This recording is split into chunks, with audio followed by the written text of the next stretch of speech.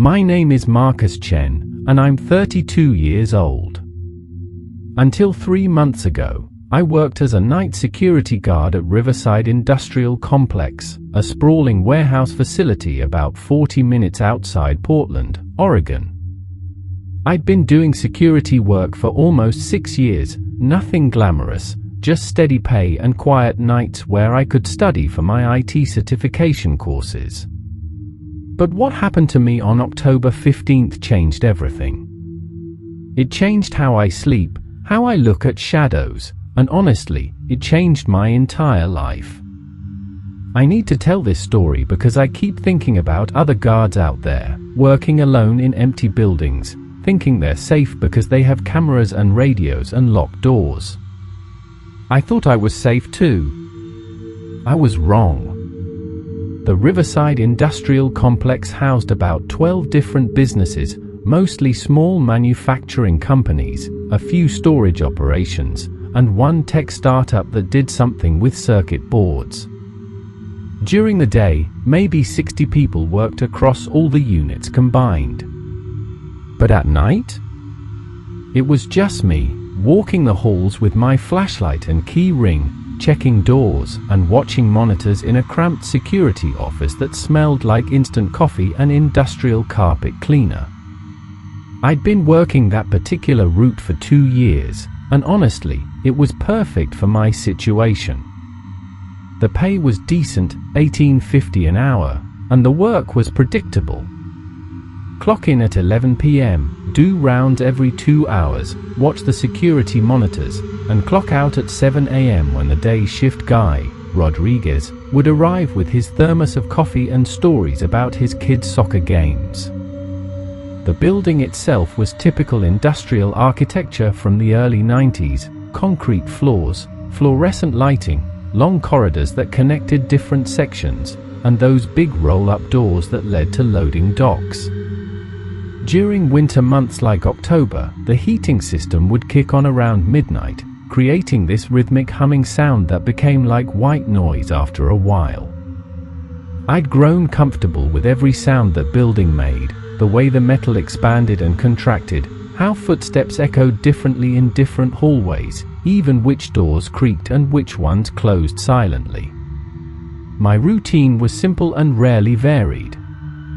I'd start by checking the main entrance, then work my way through Section A where the manufacturing equipment was stored, move through Section B with the smaller office spaces, and finish in Section C where the loading docks were located. The whole circuit took about 45 minutes if I was thorough, which I always was. Between rounds, I'd sit in the security office, monitoring the 12 camera feeds on 3 different screens, usually with some podcast or audiobook playing quietly in my earbuds. The security office was located right in the center of the building, with windows that looked out onto the main corridor in both directions. It had basic equipment, radio, landline phone, logbook, and a small break area with a mini-fridge and microwave. The camera system covered all exterior doors and most interior hallways, though there were some blind spots in older sections of the building where cameras hadn't been updated in years. That particular night started exactly like any other. I drove through the employee entrance gate at 10:45 p.m., parked in my usual spot near the side door, and used my keycard to enter. Rodriguez was waiting for me with the evening report. Nothing unusual, just a delivery scheduled for early morning and a reminder that one of the businesses in Section B was expecting some kind of equipment installation on Friday.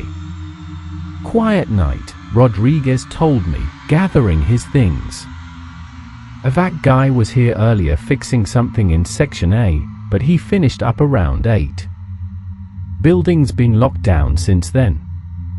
After he left, I settled into my routine. The first round was always uneventful, just me and my footsteps echoing through empty hallways, checking that all the doors were secured and all the lights were functioning.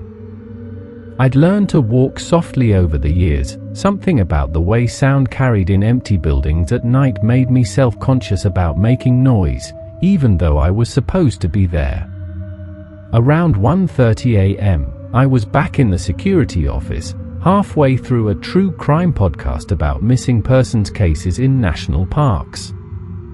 I was eating a sandwich I'd brought from home, turkey and Swiss on whole wheat, and absently watching the camera feeds when I noticed something that made me pause. On the camera covering the rear parking lot, I could see a car parked near the far edge of the frame.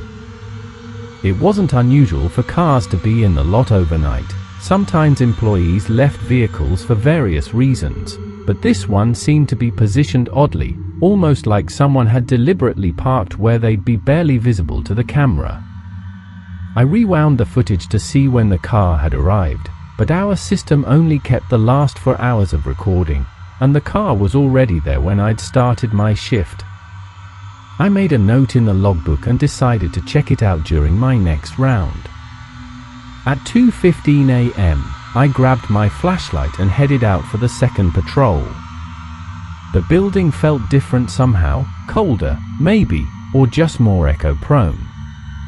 Sometimes night shifts did that to you. The same building could feel completely different depending on your mood or how tired you were. When I reached the rear exit that led to the parking lot where I'd seen the car, I used my flashlight to peer through the reinforced glass door. The vehicle was still there, a dark sedan, maybe blue or black, difficult to tell in the sodium lighting. No one was visible inside, and it appeared empty, but something about it bothered me. The way it was angled seemed deliberate, like someone had chosen that exact spot for a specific reason. I considered going outside to get a closer look, but our protocol was clear about not leaving the building unless it was an emergency. Instead, I made another note in the logbook and continued my rounds. Section A was normal, all the manufacturing equipment covered and secured, doors locked, emergency exits clear. Section B felt fine too, though I noticed that the hallway seemed darker than usual. One of the fluorescent fixtures was flickering intermittently, creating these brief moments where shadows would dance along the walls. It was in Section C, near the loading docks, where I first felt like something was wrong. I was checking the large roll-up doors, making sure they were properly secured, when I heard what sounded like footsteps coming from somewhere behind me. I stopped and listened, but the sound had stopped too. Old buildings make noise, I knew that, but these footsteps had sounded deliberate, like someone walking with purpose rather than just the building settling.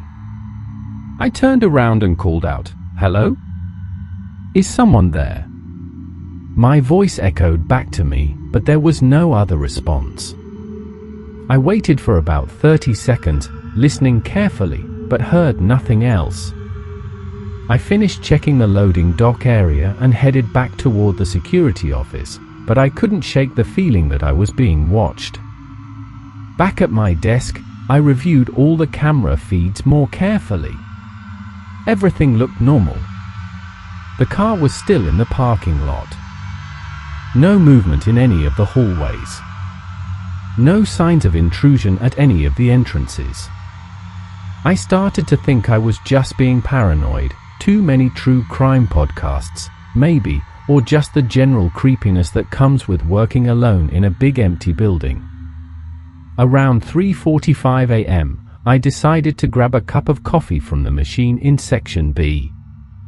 It was the only vending machine in the building that made decent coffee, and I needed the caffeine to stay alert for the remaining hours of my shift. The walk to Section B was routine, but when I got to the vending machine, I noticed something that made my stomach drop. The machine was still lit and humming, but there was a wet footprint on the floor directly in front of it. A single boot print, size 10 or 11, with treads that suggested work boots or hiking boots. I knelt down and examined it more closely.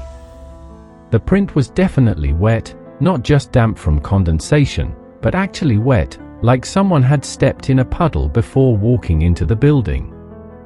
But it had been raining earlier in the evening, and the print could have been from the fact technician Rodriguez had mentioned. Except Rodriguez had said the technician left at 8 p.m., and it was now almost 4 in the morning. Any wet footprint from 6 hours ago would have dried completely. I stood up and looked around the hallway more carefully. There were no other footprints visible, but the flooring was that industrial carpeting that didn't show prints easily unless they were quite wet. I followed the direction the footprint was pointing, which led deeper into Section B, toward the smaller office spaces that were mostly unused at night. My heart was starting to beat faster, and I realized my hands were slightly shaky as I held my flashlight. I told myself I was overreacting, but every instinct I had was telling me that something was wrong. I walked slowly down the hallway, checking each door as I went. They were all locked, all secure, no signs of tampering. But at the end of the hallway, I found something that confirmed my worst fears. The door to Office 23B, a small space that had been vacant for months, was slightly ajar. Not wide open, just cracked maybe 2 inches, but I distinctly remembered checking that same door during my previous rounds and finding it securely closed. I stopped about 10 feet away from the door and stared at it, trying to decide what to do. Our protocol for potential intrusions was to radio for backup and contact local police, not to investigate alone. But I wasn't even certain there was an intrusion. Maybe the door had been left unlocked and had drifted open due to air pressure changes when the heating system cycled. Maybe I was remembering wrong about it being closed. I pulled out my radio and tried to contact our dispatch center, but got only static. The radio system had dead zones throughout the building, another cost-cutting measure that had always bothered me. I'd have to go back to the security office to use the landline if I wanted to call for help. But first, I needed to know if someone was actually in that office. I approached the door slowly, my flashlight ready. I could hear my own breathing, which seemed loud in the quiet hallway. When I was close enough, I used the tip of my flashlight to push the door open wider. The office was small, maybe 10 by 12 feet, with a desk, 2 chairs, and some empty filing cabinets. At first glance, it appeared empty. But as I stepped inside and swept my flashlight around the room, I noticed that the carpet near the window showed indentations, like someone had been standing there for an extended period. That's when I heard it, a soft sound, like fabric brushing against fabric, coming from behind me. I spun around, and my flashlight illuminated a figure crouched behind the door, pressed against the wall in the space that had been hidden when the door was partially open. It was a man, maybe 40 years old, wearing dark clothing and a knit cap. He was staring directly at me with wide eyes, and in the split second that our eyes met, I could see that he was just as startled to see me as I was to see him. For what felt like an eternity but was probably only 2 or 3 seconds, we both froze. Then he bolted. He pushed past me, knocking me slightly off balance, and ran out of the office into the hallway. I followed, shouting "Stop!" Security, but he was fast and had a head start. I could hear his footsteps echoing through the corridors as he ran deeper into Section B. My heart was pounding so hard I could feel it in my throat. I fumbled for my radio, but my hands were shaking too much to operate it properly. I needed to get back to the security office to call the police, but I also needed to keep track of where the intruder was going. I followed the sound of his footsteps, trying to stay far enough behind that I wouldn't corner him but close enough that I could track his movement. He seemed to be heading towards Section A, which made sense. It had more hiding places among the manufacturing equipment. When I reached the junction between Section B and Section A, I stopped and listened carefully. The footsteps had stopped, which meant he was either hiding or had found another way out of the building. I tried my radio again and got a brief connection to dispatch. This is Marcus at Riverside Industrial. I have an intruder in the building. I need police backup immediately. The response was broken and staticky, but I heard enough to know they'd received my message. I gave them the address and my location, then tried to decide whether to continue pursuing the intruder or retreat to the security office. That decision was made for me when I heard a loud crash coming from somewhere in Section A, followed by what sounded like equipment being moved or knocked over. I realized that the intruder wasn't just hiding, he was doing something. Vandalism, maybe, or theft. I had a responsibility to protect the property, but I also had a responsibility to keep myself safe. I compromised by moving closer to Section A but staying in the hallway where I could retreat quickly if needed. The sounds continued, muffled bumping and scraping noises that suggested someone moving around heavy objects. I crept forward until I could see into the main floor area of Section A, where most of the manufacturing equipment was stored. My flashlight beam swept across rows of covered machinery, casting long shadows that seemed to move and shift. I couldn't see the intruder, but I could hear him. He was somewhere among the equipment, toward the back of the room. I decided to wait for police backup rather than risk a confrontation in an area where I could easily be trapped or ambushed. I retreated to a position where I could monitor the main exits from Section A while staying in radio contact with dispatch. But as I was backing away, my flashlight caught something that made me stop cold. On one of the equipment covers, about halfway across the room, there was a handprint. A bloody handprint. I stared at it, trying to process what I was seeing. The intruder was injured, which made him potentially more dangerous. Or maybe he'd injured himself while moving equipment in the dark. Either way, the situation had just become much more serious. I radioed dispatch again and reported the blood evidence, emphasizing that we might need an ambulance as well as police. The response was clearer this time. Units were en route and should arrive within 10 minutes. 10 minutes felt like an eternity when you're standing alone in a dark building with an injured intruder somewhere nearby. I maintained my position in the hallway, listening for any sounds of movement. Occasionally I'd hear a soft noise, like someone shifting position or trying to move quietly, but the intruder seemed to be staying put, probably waiting for me to leave or for an opportunity to escape. Around 4:20 a.m., I heard the most beautiful sound in the world, sirens approaching the building. The police had arrived. I used my radio to guide them to the employee entrance, then went to meet them and explain the situation. There were 3 officers, 2 patrol units and a sergeant. I gave them a quick briefing on the building layout, where I'd last heard the intruder, and the location of the blood evidence. They decided to clear the building systematically, starting with Section A. I stayed near the entrance, monitoring the radio traffic and watching for any signs of the intruder trying to escape through other exits. It took them almost 20 minutes to locate him. They found him hiding inside a large piece of manufacturing equipment, some kind of industrial printing press that had an access panel he'd managed to squeeze through.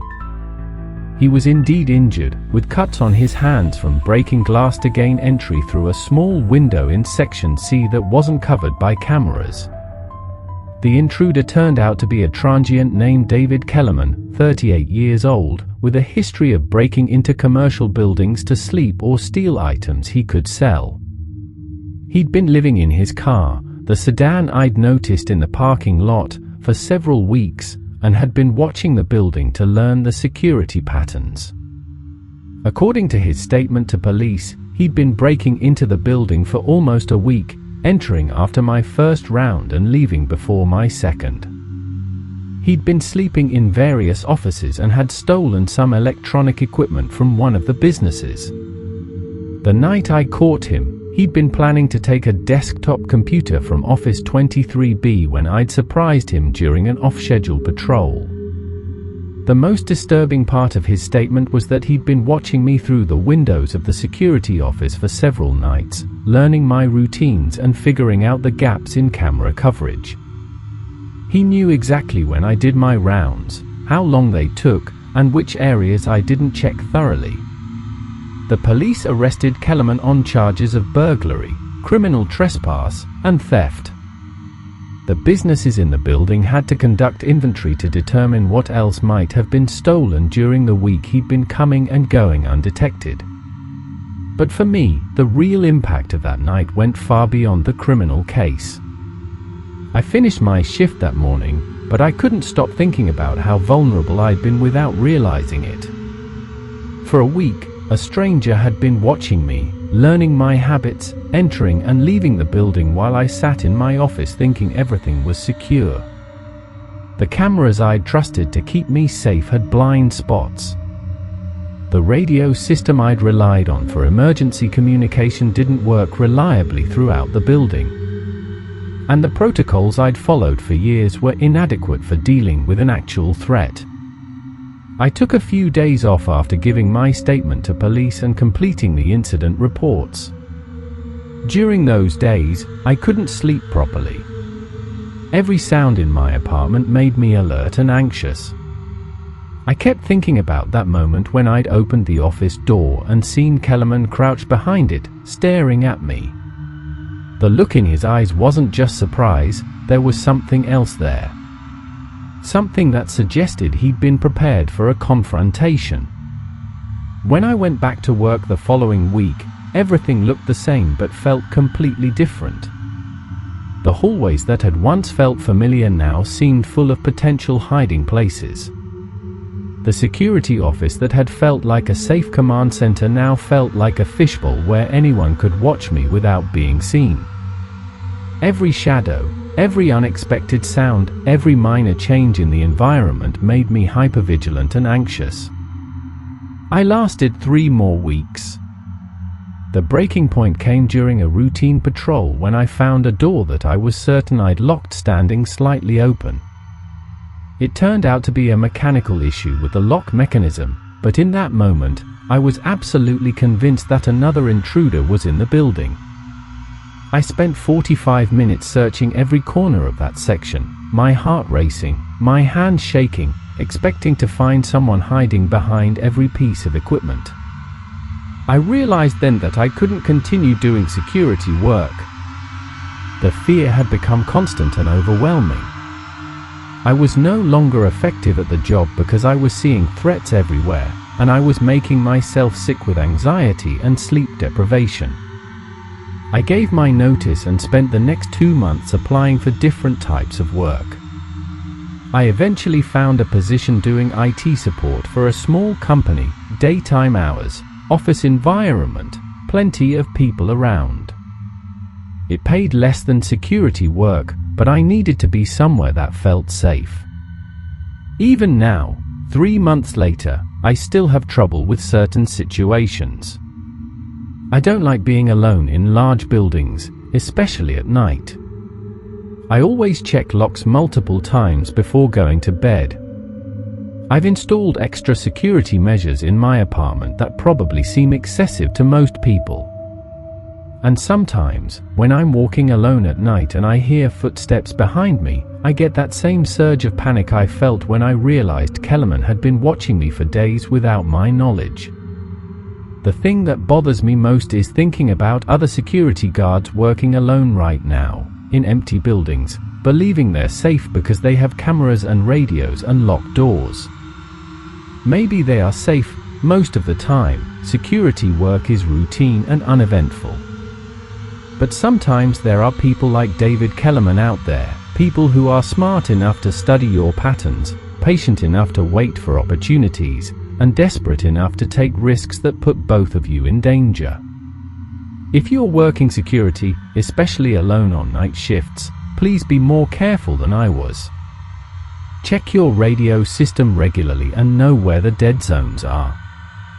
Walk your patrols at different times and in different patterns. Pay attention to vehicles in parking areas that seem out of place. Trust your instincts when something feels wrong, and don't hesitate to call for backup even if you're not sure it's necessary. Most importantly, remember that cameras and locks and protocols are just tools, they are not foolproof protection. Your safety depends on staying alert, being unpredictable, and never assuming that you're truly alone in a building just because it's supposed to be empty. I learned that lesson the hard way, and I'm lucky that I learned it without getting seriously hurt.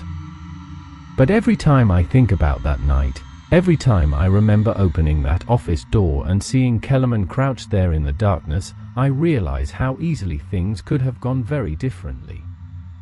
And that's a feeling that never really goes away.